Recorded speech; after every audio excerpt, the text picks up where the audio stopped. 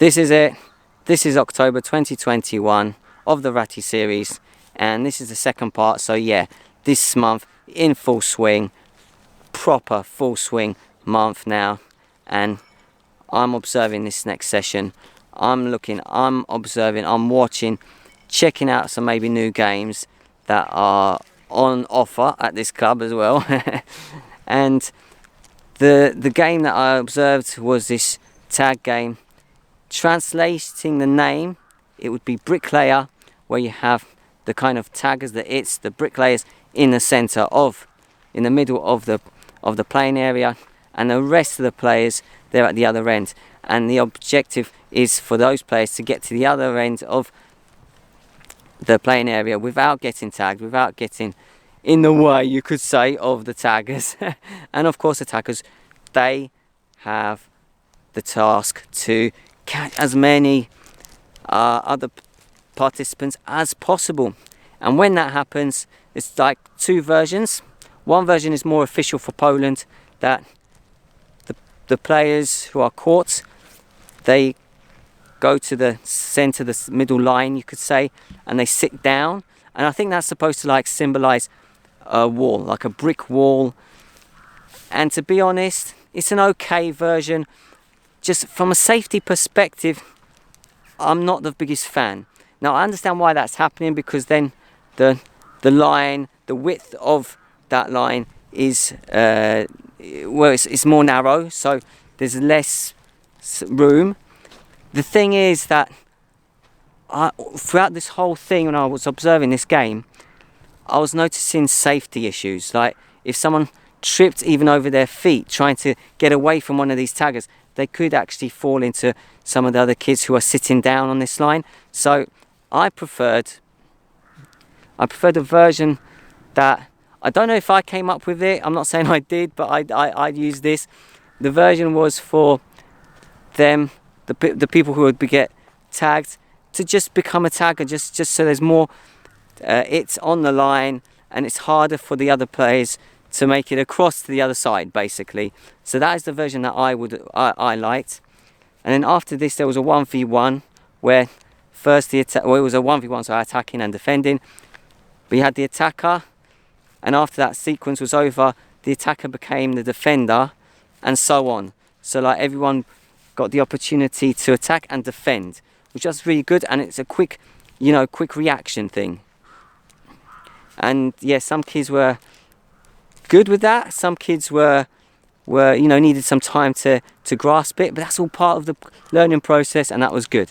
And at the end of it, at the end of this training session, 4v4, where it was 3v3 and the goalkeepers. So really good session. I really enjoyed that one.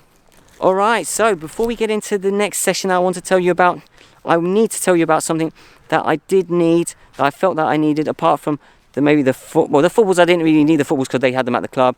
I did get my own cones, my disc, those disc cones. But there was something else that I felt that I needed, and it was this, a watch.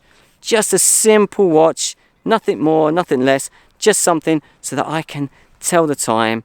I did have my phone with me, but I've got a rule, I don't have my phone out during the sessions. It doesn't look good, in my opinion, if you've got your phone out during a session. And you've got to be careful.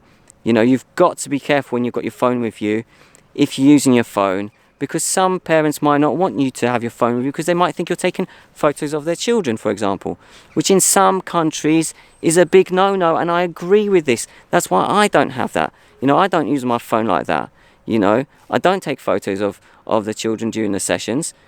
I take photos after the session when everyone's away.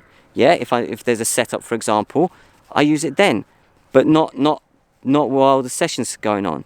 So when I want to tell the time, when I want to know what time it is, got my watch. And so yeah, happy with this, very, very happy.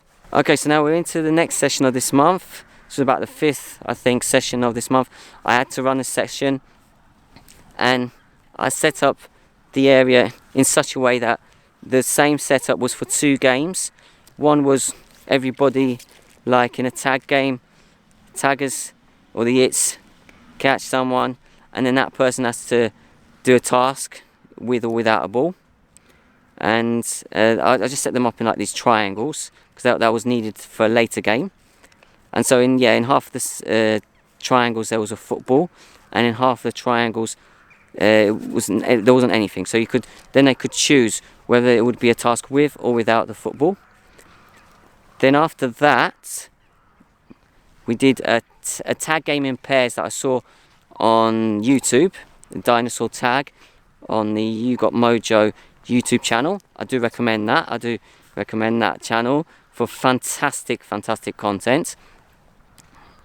So that's just like in pairs. So they like have to control the ball as well. So that's good while they're trying to escape or catch the other person. And then there was the introduction of a technique, which was the drag back. And then once we did that, set up another game with some green and red discs. The green discs were made into like these goals, so these gates, so that once you saw the green, got the information that it's a green, you have to like dribble the ball through the green gate. If it's a red, then you have to dribble to the red, drag the ball back at the red disc, and then continue, you could say, on your journey in a different direction. So that was good. That was fantastic. They really enjoyed that. And then at the end, there was like a 5v5 match. And you could say bingo, bingo, that was a session. It was a fantastic session. So that is everything for this video. I hope you have enjoyed it. Feel free to subscribe, like, comment and share. Notification bell to stay up to date with everything the Compass 77 and football coaching related. And yes, I do hope to come back with another video very soon. Take care, all the very best. Bye bye.